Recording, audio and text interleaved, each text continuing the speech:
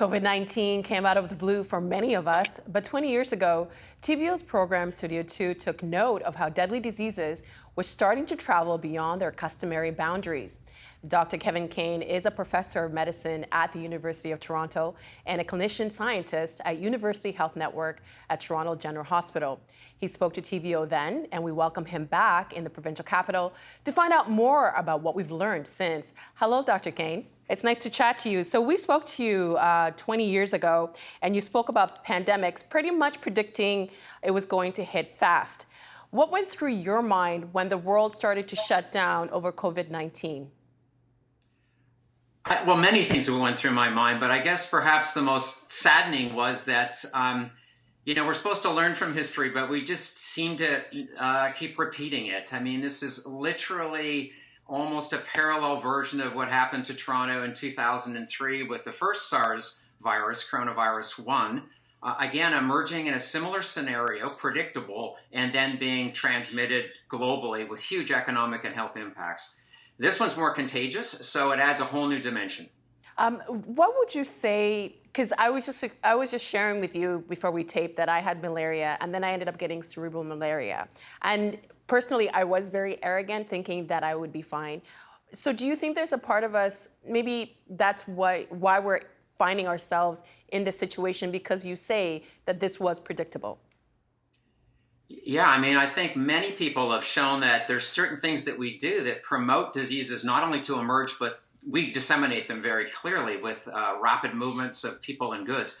But the fact that we're still doing the same thing that caused these things to emerge, we're still not resourcing countries in terms of monitoring and surveillance, so that we really aren't doing the steps that we could have done, should have done, to prevent not only this one from emerging, but there'll be subsequent ones. And speaking of malaria, much of your career has been spent studying malaria. We have a clip of you. Are you ready for it? It's from 20 years ago on March 2nd, 2000. Sheldon, please roll. Canadians are some of the best traveled populations in the world. It's estimated 3 to 5 million of us travel internationally every year, with large numbers of people going to and through areas where diseases like malaria are now rampant. We've had at least 7 people die of malaria in Ontario and Quebec in the last few years. Canada can boast one of the highest rates of imported malaria in the developed world. I'm not sure we should be very proud of that statistic, but over the last 5 years, we've annually reported somewhere between 500 and over 1,000 cases of malaria each and every year. What lessons have you learned studying malaria that can be applied to COVID-19? Right. I mean, I guess we've taken a more holistic approach. I mean, malaria is a very serious infection, and it remains a serious problem globally. But what we've learned is that many severe infections, including COVID, behave in very similar ways. Many people get infected, only a small proportion of people become critically ill. And if we can identify those people early, we can improve survival and their outcome. The problem is that we don't have good tools to do that. So even with COVID, the majority of people will have self-limited, uncomplicated disease, and a smaller proportion need to be in hospital, need to be supported. In low-resource settings that are now getting a brunt of COVID, they have no good tools to do that. They have limited oxygen and not much in the way of ventilators. So they need to know when they first identify someone, are they going to become critically ill? Do I need to put this person in hospital? Or can I safely send that person home? That's the same problem we face with all infections. About 1 billion or more people get a fever every year, and the great majority of those will respond without anything, uncomplicated, self-resolved. Maybe 1 or 2% become more severe. So we need tools to find that 1 or 2%, and we need to focus our resources on those to improve outcomes. Malaria is the same case. So what our lab's been doing is trying to develop tools that will allow us rapidly, 5 minutes, with an inexpensive $1 test, to allow healthcare workers everywhere in the world, whether it's COVID, malaria, sepsis, identify the children and adults who need to be in hospital, who need to be supported, while safely sending others that can be managed at home and save resources. So you're saying that the tools that we need is rapid testing? The tools we need are rapid triage tests. Mm-hmm. The same way that if your hospitals get overwhelmed with COVID, let's use COVID as an example. You want to be able to not miss anyone who needs to be admitted, who might need to be in ICU, who might need to be on an expensive new therapeutic. But you don't want to over-admit people, occupy your beds, particularly people that will do fine, that can be managed more safely at home isolation. So the same for other infections, whether that's malaria or bacterial infections. Most of us will do well. We need better tools to find the people that won't do well so that we can focus limited health resources, not only in rich countries, but particularly in low-income countries, to maximize benefit, to improve survival, but not waste them. If we over-admit 50% of people, we end up running out of money and not being able to focus those resources on where they would help, where they would do benefit. In 1904, William Osler, who has been described as the father of modern medicine, observed, and I quote, said, "My patients are not dying from their infections, they are dying from their reactions to them." How does what he said, apply to what's happening during this pandemic?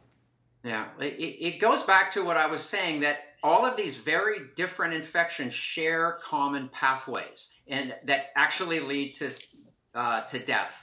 We can identify those pathways earlier. That's what Osler was describing as a reaction.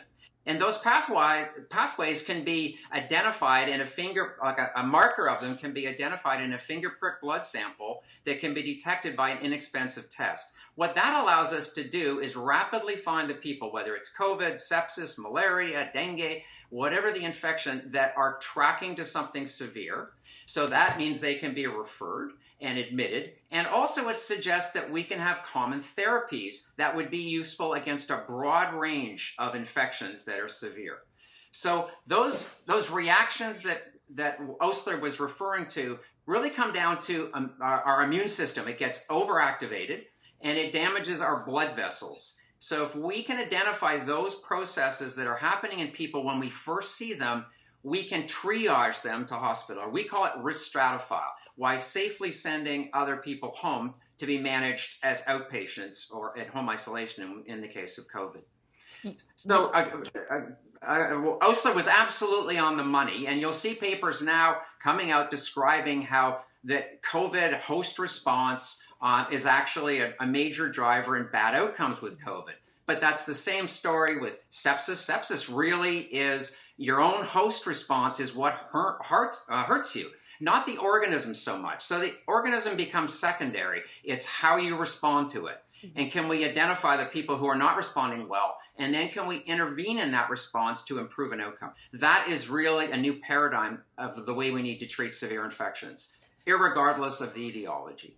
When SARS, you mentioned SARS before, and I remember when SARS hit Toronto, how we were all on guard. I remember traveling to the States and people staying away from me when they found out that I was from Toronto. But not as many people were affected as they have been with COVID-19.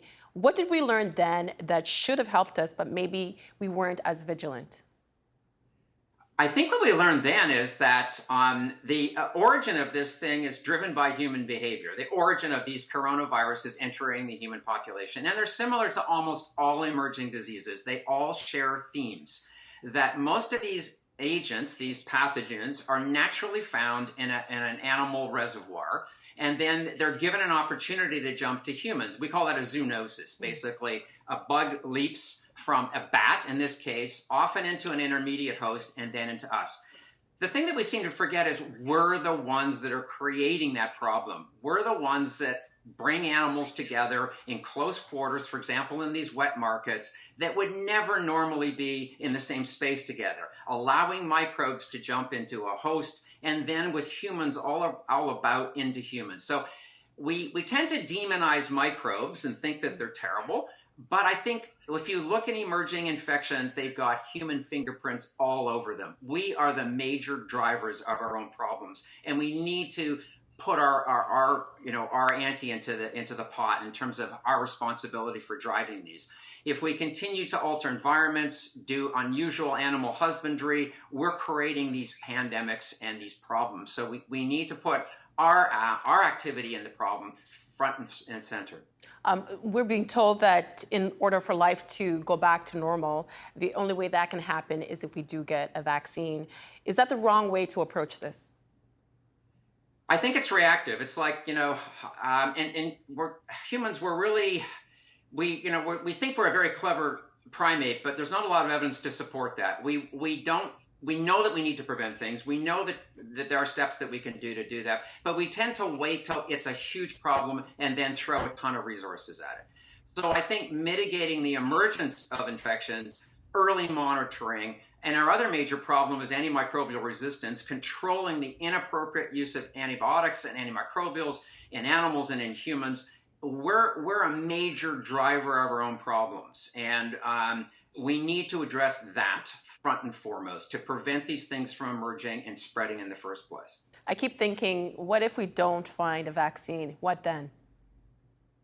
Well, I guess we'll move towards some sort of herd immunity, which is to be defined. There is some evidence that people are getting consistent immunity following infection, although that's debatable. But this is not an efficient, cost-effective, or simple way to manage a pandemic. Even if a vaccine becomes available, studies are showing that there are people who are hesitant to get it and others who refuse to get the vaccine because they don't believe in vaccinations. How do we manage that then? That is a huge problem. And I think, I don't claim to have the solutions, but I think we need to do a much better job of science literacy in our educational system so that people understand the risks and benefits of things that are done in healthcare. Nothing has had more of a positive impact on human health than vaccines. They are the most cost-effective thing we've ever done. So how this has been twisted into a danger is really beyond me. Our immune systems are amazing. They're used to, in our evolution, handling thousands of microbial insults all the time. We now live in a more sterile world where, in fact, our immune systems, they need something to do. This is how we evolve. This is how they protect us. So giving a vaccine is simply giving an opportunity in a safe way for your body to see cholera or typhoid or malaria in a way that it can respond appropriately as opposed to a death. It's irrational not to see the value in vaccines. But of course, they need to be developed and tested safely. So it's ironic that at the same time that we've built very amazing safety processes into vaccine development, that we see Russia going by them without safety and efficacy trials. So again, this is not the way forward. We have a good way forward. A lot of resources right now are being spent on trying to, contain COVID-19. And you've been studying pandemics for a very long time. Do you worry that resources are being taken from studying something like malaria and TB? Oh, absolutely. I think that there will be a bad backdrop to this, where programs in Africa for measles vaccination, measles is a massive killer. We've had huge outbreaks. Again, anti-vaccine lobbies have certainly contributed to this problem. Malaria control programs, things that are important because they cause death and illness in millions of people, are being pushed to the side or being disrupted. So I think not only will you have COVID issues, we're going to have a negative impact on all our other important public health programs to control other globally important diseases like tuberculosis, HIV, and malaria. And infections in pregnancy, which and potentially impact our whole next generation of children on this planet. We have another clip from our Studio 2 program on pandemics. Let's take a look. The most dramatic difference between the plagues that swept through early human civilization is that because of the speed and volume at which people and goods move now, we're compressing time. The disease that killed a small child in a foreign country yesterday can kill yours today and seed a global pandemic tomorrow. Now that you've watched that program you were on 20 years ago, I know you're a very kind person, but do you kind of feel like saying, I told you so? No. That doesn't get us anywhere. I just would love to see us become, collectively as a species, more proactive in areas where we know the upfront cost will way benefit the downstream and prevent huge costs afterwards. Think if, in fact, the wet markets for this particular scenario had not been allowed to continue and that this virus had not been allowed to generate, spread into an intermediate host, and then go global, that we would have all these resources to do progressive work rather than reinventing the wheel. Now, we can't put the genie back in the bottle. I think we just need to learn, and all the cliches, history will repeat itself if we don't learn. We don't seem to be learning, and I think that we need to revisit that really proactively once this thing's contained, and stop the next pandemic from again derailing the planet's economy, its future, particularly for the next generation of children. Does COVID-19 worry you? Yes, I think it's like other severe infections that we also tend to ignore. People may not know, but sepsis, COVID is a sepsis syndrome. So it's a syndrome where whether it's a bacterial infection, which is what we're used to in our ICUs, can produce organ failure and death, leading cause. It constitutes, 41 million cases a year and 11 million deaths. It's more common cause of death than all of the cancers combined, yet you don't hear about it. So I think this needs to be brought forefront, particularly because the burden of these deaths is in young children and low and middle income countries, which again are the future of this planet, the people that are going to really need to fix the scenarios that are now being dealt out to them. We've been hearing something called, well, maybe I'm making this up, people being fatigued with all the lockdown measurements that have been in place to try to contain the spread of COVID-19. Would you say that the first wave is over? It depends on where you are. I'm not sure in the United States it's already been stated several times they've ever finished their first wave. I think every pandemic that we have from recorded history always has a second wave. So it clearly motivates us to assume it's going to happen and be prepared. I don't think this is going to go quietly into the night until we have an effective vaccine. But we don't know. We really don't know. How would you assess Canada's response to COVID-19? I think at many levels we did a good job. At some we did not do a good job. Obviously, long-term care facilities, for example, was a major failure. But I think in other ways the public responded appropriately. They followed advice, although it changed a lot. It was generally on target. And I think that we've done well. Could we have done better? Yes, but we've done well. Where do you think we could have done better?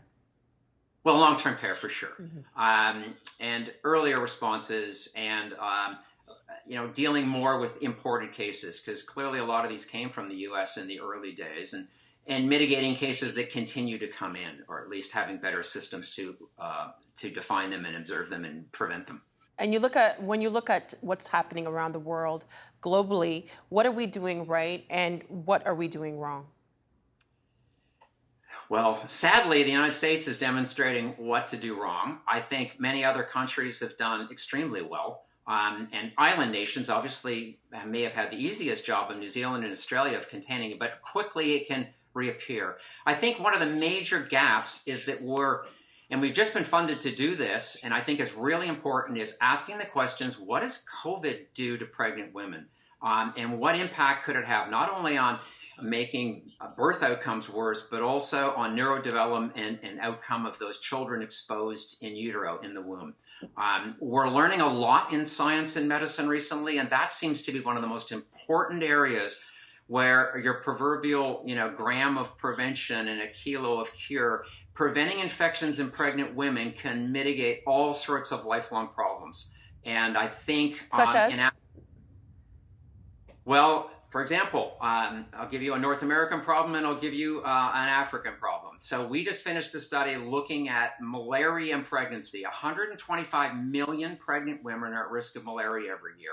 Even if they get malaria and it's quickly treated, it alters neurodevelopment in children, and that probably will persist for their life.